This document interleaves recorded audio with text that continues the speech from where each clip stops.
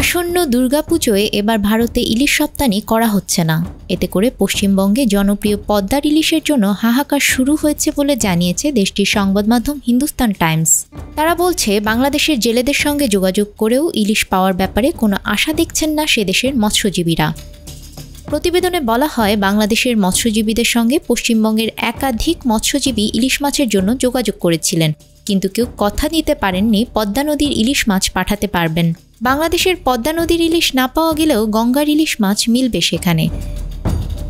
আগামী মাসের শুরুতে দুর্গাপুজো।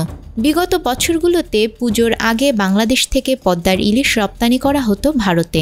তবে অন্তর্বর্তী সরকারের মৎস্য ও প্রাণী সম্পদ মন্ত্রণালয়ের উপদেষ্টা ফরিদা আক্তার জানিয়ে দিয়েছেন, এবার দুর্গাপুজোয় ভারতে ইলিশ রপ্তানি করা হবে না। তিনি বলেছেন, বাংলাদেশের মানুষের চাহিদা মেটানোর পর পদ্মা নদীর ইলিশ মাছ বিদেশে রপ্তানি করা হবে। বাংলাদেশের মানুষ ইলিশ পাবে না আর সেটা রপ্তানি হবে, এটা হতে পারে না। তাই এবার দুর্গাপুজোয় ভারতে যাতে ইলিশ মাছ না যায় তার জন্য আমি বাণিজ্য মন্ত্রণালয়কে বলেছি। অবৈধ পথেও যাতে ইলিশ মাছ যেতে না পারে তাই ভারত বাংলাদেশ সীমান্ত এলাকায় কঠোর থাকতে স্বরাষ্ট্র মন্ত্রণালয়কে সুপারিশ করেছি।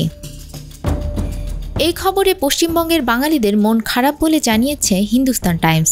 প্রতিবেদনে বলা হয়, পুজোয় পদ্মার ইলিশ মাছ খাবে এমন একটা শৌখিনতা বরাবরই রয়েছে পশ্চিমবঙ্গের বাঙালির। তাই দুর্গাপুজোর সময় বাজারে গিয়ে পদ্মার ইলিশ মাছের খোঁজ করেন তারা। তবে এবার আর খোঁজ করে লাভ হবে না, কারণ বাংলাদেশ এবার আর ইলিশ ভারতে পাঠাচ্ছে না। নিউজ ডেস্ক, আমাদের সময়।